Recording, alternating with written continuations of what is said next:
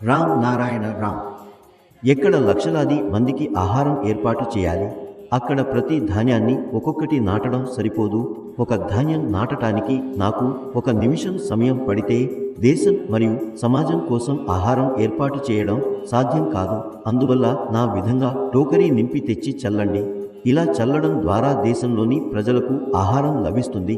నాకు నా మాటలను మీలో ప్రతి ఒక్కరికి అర్థం చేసుకుని చెప్పాల్సి వస్తే దానికి సమయం అందదు. మీరు ఏమి చేస్తున్నారో చూసేందుకు నాకు ఏ అవసరం లేదు. కేవలం సమాజంతో అనుకూలంగా ఉండి సమాజాన్ని తీర్చిదిద్దండి. నేను స్పష్టంగా చెప్పడం ఏమిటంటే, మీరు ఏం చేసినా నా ఆధ్యాత్మిక పనికి అది ఎలాంటి ఆటంకాన్ని కలిగించదు.